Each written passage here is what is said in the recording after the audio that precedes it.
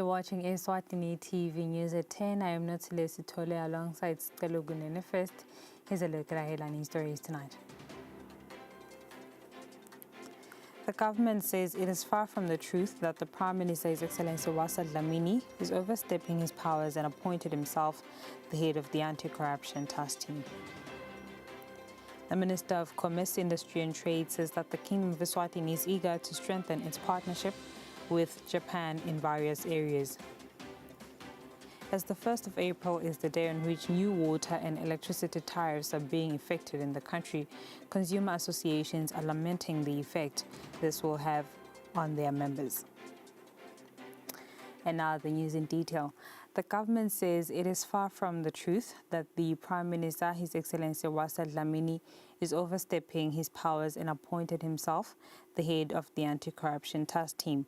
The government says the task team has a chairperson who reports to the Minister of Justice and Constitutional Affairs and the Premier. The government has said this through a statement issued by its spokesperson, Alpheus Nxumalo.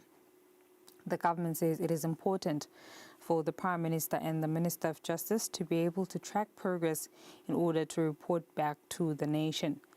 The government also says this is where the Premier's role ends. It further says the task team was done as a response to the outcry of Emaswati expressed at Sibaya, as well as His Majesty's call for the eradication of corruption in the country. The government has also addressed the issue of the 40 million Malangeni budget request for security upgrades at the Prime Minister's office and residence. The government says taxpayers will not pay a cent for the project as it is donor funded. The government also says the Premier is never involved in any security risk assessments or upgrade undertakings in either his office or residential places. The government further says this is the sole responsibility of its security office, which is manned by appropriately qualified security personnel. Regarding the issue of the Prime Minister's role in Cabinet and in Parliament, the government says the Premier has never referred to himself as the head of government. The government says this term is usually used by the media to describe the Premier's role as chairperson of Cabinet. The Minister of Commerce, Industry and Trade, Honorable Manqoba Khumalo, says that the Kingdom of Eswatini is eager to strengthen its partnership with Japan in various areas. Khumalo says that the country's participation in the World Expo 2025 will provide a platform to showcase a diverse range of products and promote Eswatini's rich cultural heritage, which is a significant driver of economic development. The minister made these remarks during the launch of Eswatini's participation in the World Expo 2025 held in Babani. The Kingdom of Eswatini will be among the 170 countries participating in the World Expo 2025, which will be held in Japan. Speaking during the launch, the Minister of Commerce, Industry and Trade, Manqoba Khumalo, says that the Kingdom will have a unique opportunity, its rich cultural heritage, to a global audience. Unveiling the Eswatini Pavilion theme in line with this Expo theme of 2025, our pavilion will be themed Design a Future Society of Our Lives, a future society that Eswatini sees and will promote in the Expo 2025. This does not dilute or erode our cultural heritage, our traditions, or our originality. The Minister of Tourism and Environmental Affairs, Honorable Jane Simelane, says that the Expo will play a pivotal role in attracting more tourists to Eswatini, boosting the country's tourism sector. Our presence at the 2025 Japan Expo will not only foster cultural change, but also serves as a crucial platform to attract tourism and investment, both vital drivers of our economic growth. Wilfred Mdluli, representing the YKK company, which originates from Japan, shares that the company has provided employment for over 40 years to Emaswati. with the government support playing a key role in this achievement. The World Expo is also regarded as the World SDG Expo, as it is held 5 years before the 2030 deadline for achieving the Sustainable Development Goals. The event is scheduled to take place from the 12th of April 2025 to the 13th of October 2025. For Eswatini TV News, Sondomlangini, Babane. The Principal Secretary in the Ministry of Agriculture, Sinis Melane, says that the country's economy depends on agricultural production, which is mostly to fail if irrigation is not part of the Agricultural Development Plan, and irrigation remains one of the dividing lines between high yields and poor crops. The Principal Secretary made these remarks in a workshop for the development of Eswatini's Irrigation Master Plan held in Manzini. Kunendzaba yokuthi la even la kaNgwane emanti lesiwasebenzisako 95% wawo lamanti lakhona emifuleni kanye nasemadameni asebenta irrigation. Simelane says an irrigation master plan is crucial for sustainable and efficient water management in agriculture, ensuring food security, economic growth, and environmental protection by guarding investments, promoting best practices, and fostering collaboration. Simelane says that climate change poses significant challenges to irrigation, including increased water demand due to higher temperatures and altered rainfall patterns, which leads to water scarcity and reduced crops yields. Simelane says that it has been predicted that river flows in Eswatini will decrease by 40% by year 2050. Simelane says that adapting irrigation practices through the use efficient technologies in water management strategies is very crucial to ensure food security in the changing climate.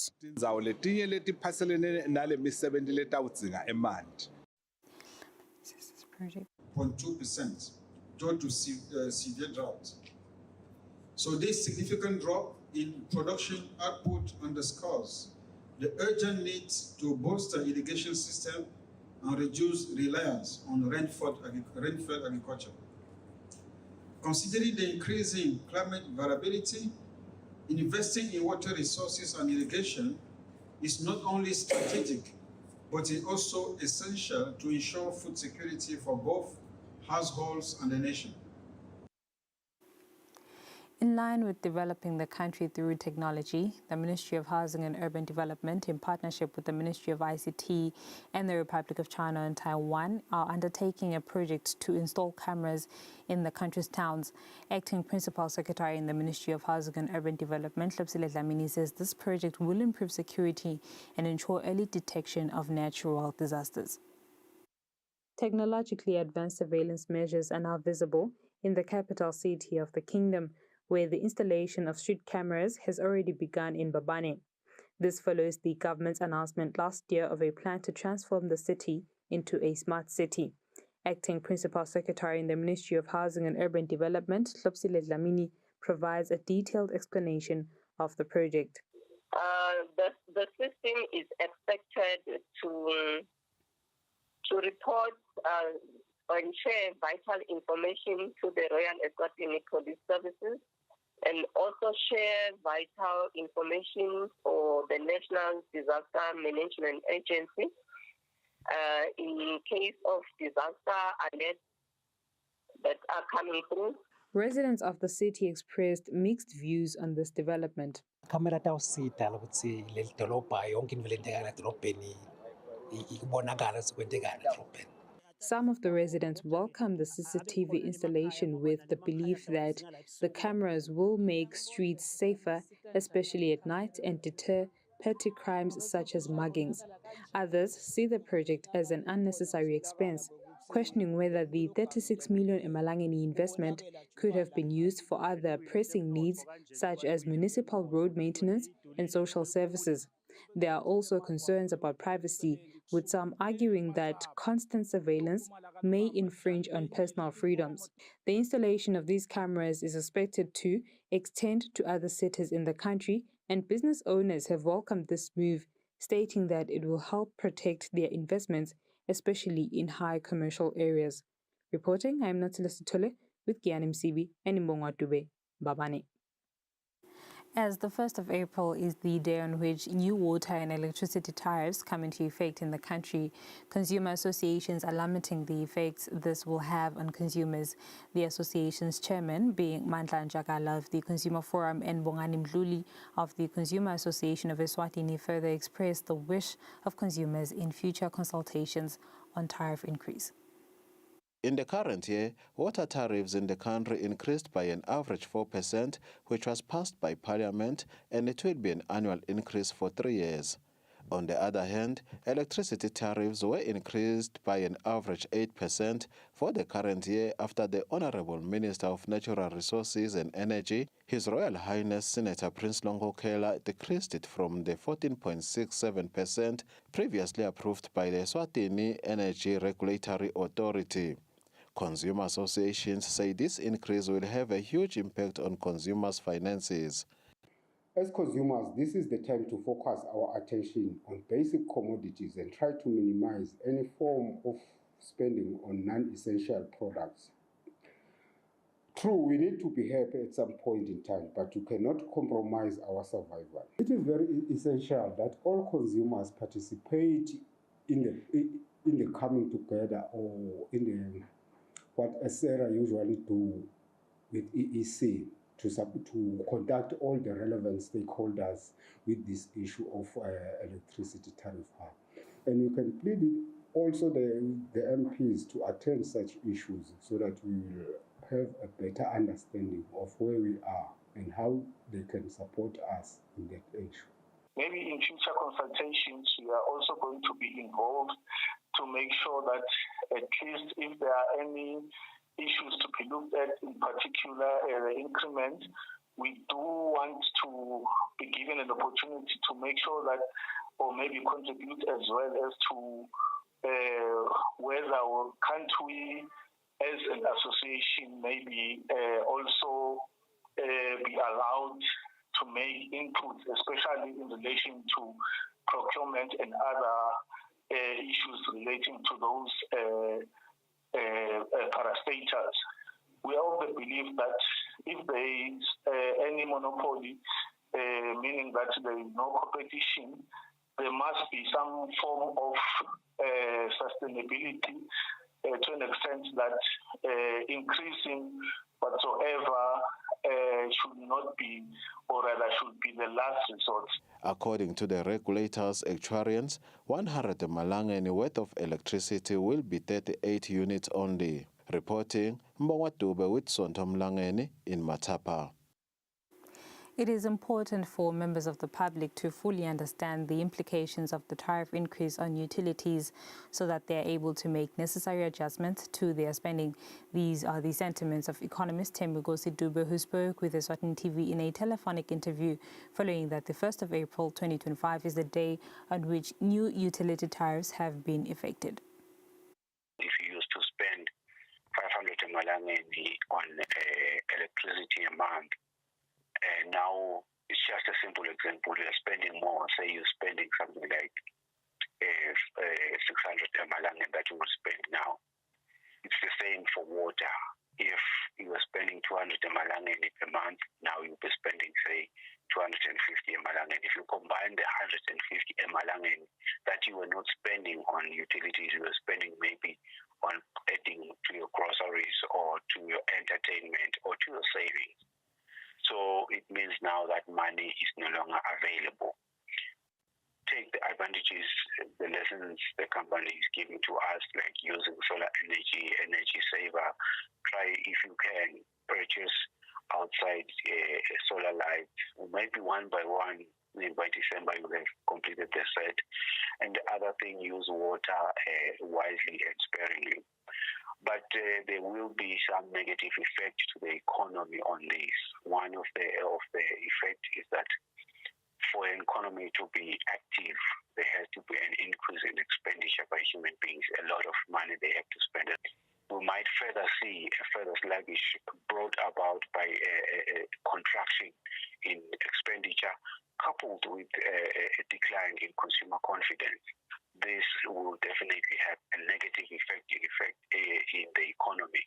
And we plead with the policymakers to see means that will actually correct the situation and ensure that things take shape such that the economic condition of the country does not worsen but becomes a better one. All local banks and financial service providers were expected to have fully transitioned to the highly anticipated Eswatini payment switch platform by the 28th of February. Launched by the central bank just last year, this innovative platform enables real-time payments, allowing transactions to be completed in seconds between two parties. We asked the Central Bank of Eswatini on the progress of local banks and financial institutions on the payment switch. Not all of the participants have made the deadline, which was 28th of February 2025. So there are technical issues that they face with their some of their infrastructure in terms of how to integrate, because there's a level of technical integration between what the switch offers. We have two institutions that have not made that deadline as at now. These two are banks that are not live on the EPS. As fintech solutions come with cyber threats, the Central Bank of Eswatini is coming up with initiatives to protect end users of the platform from cybercrime. So the roadshows began yesterday, 31st of March, and they'll be running for 2 weeks until the 14th of April. And the roadshows are really not only just the EPS or the Eswatini payment switch educating consumers. There's an education drive, but we also have all the financial service providers there with us. So the various banks and the mobile money service providers are there, which means you can interact with all of them in one place to understand some of the service offerings, understand what the EPS offers by each institution. But from an EPS point of view, the EPS will not process transactions above 50,000 emalangeni. So for wallets, the limits are a bit lower at about 10,000 emalangeni, but for wallets that have met certain requirements, then again, the limit is the 50,000. Financial service providers, including Mobile Money, eMali, and Instacash, have switched to this platform. Eswatini Bank and Building Society were the first to jump on to offer the Eswatini payment switch last year. The system is for local payments only. For Eswatini TV News, Nelson Langamandla, Vuminkosi Nzinisa, Mbabane. Local companies still struggle to secure tenders. Noticing this and how it is blocking local business from participating in development projects, the Eswatini Public Procurement Regulatory Agency is coming up with a way to increase these business participation in economic stability. The Chief Executive Officer, Vusi Mathebula, shared this when we asked him on the success rate of local companies in winning tenders. The Chief Executive Officer was speaking during the training of different government departments and parastatals on compliance, auditing, and strategic procurement. To try and ensure that Swati companies are getting awarded the tenders, we are continuously training suppliers. We are also engaging with the procuring entities to ensure that they conduct what we call suppliers days, where they will tell the suppliers in terms of what their expectations are. Also, in addition to that, we are very strong on encouraging the submission of the procurement plans.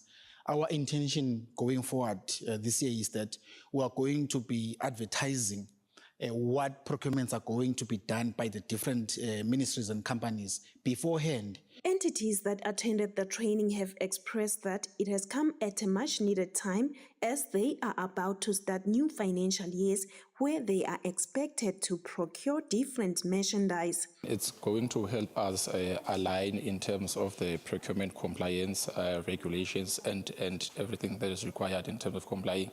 And it will refresh us in terms of the reports as procuring entities that are being required by the agency when we are conducting our procurement. A lot of our standard bidding documents that are being introduced by ESPPRA, we are being taken over them today, so we'll be able to take them back to our internal customers where we're going to be and actually teach them how to draft their requirements. We are expected by law to do e-procurement planning 30 days after a budget approval. The Ministry of Finance is implementing reforms in public procurement and finance management, including the modernization of the Public Procurement Act, expanding e-procurement, and implementing the Integrated Financial Management Information System, which is known as IFMIS, to enhance transparency and efficiency. For Eswatini TV News, Nelson Dlangamandla, Vuminkosi Nzenisa, Ezulwini. And now let's have a look at our financial indicators.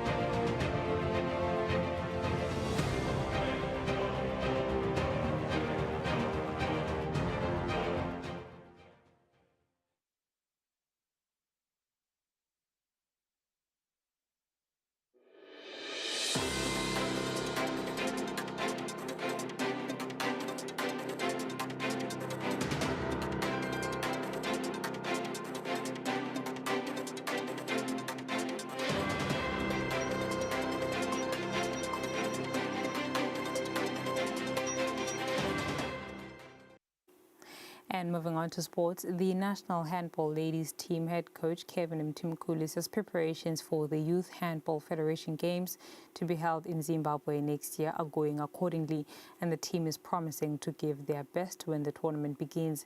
The games will be played from the 29th of April to the 3rd of May this year. These are the girls that we've selected to go and represent the national team of Eswatini. Today they are on their fourth of last day, because we have one day a week, which is Saturday, because of school.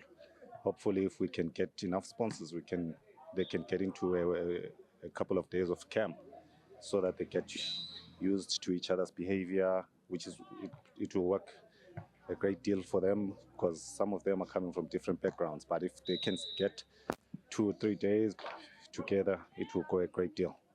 That's one challenge that we're facing now because of schools and them coming from different places. So we are going to have about 2 or 3 hours of training today. I've been here this is my second month now.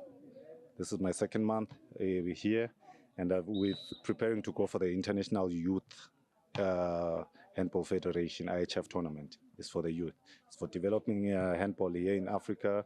As time goes on, they will have to, if they do well, like we are hoping to, they have to represent the Swaziland in the Zone 6 IHF internationally, to represent in the World Cup for the under-18s and under-20s. Vice Secretary General of Eswatini Volleyball Association, Pililelo Otago, says the competition at B Division, which is a division that is known as National First Division, is gaining momentum, especially under the ladies category, which is an indication of the growth of the sport in the country. Logotago was speaking during the National First Division Games at Olymp Africa, Lubamba. Nyalo sidlalisa NFD, our National First Division, sidlalisa elite as well as in Bona. There's 3 courts. The first court idlala elite, and then 2 ladies games and 2 male games, and then ngalangenda sidlala NFD with the 2 courts. It's quite interesting because there's new teams as well, especially on the NFD side. On the ladies side, there's too much competition.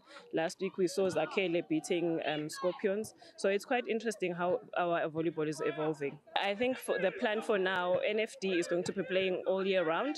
And then our elite next weekend, we're hoping with our first series, our first round, of which we will be playing our last games for this round, for this series, elite. Yes, otherwise, looking at the year, it's going to be a very good year for volleyball. We invite people to come and watch. It's very interesting. That's all for now. Before I go, here's a reminder of our headlining stories. The government says it is far from the truth that the Prime Minister, His Excellency Wasa Dlamini, is overstepping his powers and appointed himself the head of the anti-corruption task team. The Minister of Commerce, Industry and Trade says the Kingdom of Eswatini is eager to strengthen its partnership with Japan in various areas. As the 1st of April is the day on which new water and electricity tariffs are being effected in the country, consumer associations are lamenting the effects this will have on their members. And that's all I had for you tonight. I'll leave you with the weather update for myself and the crew. Thank you for staying with us. Take care.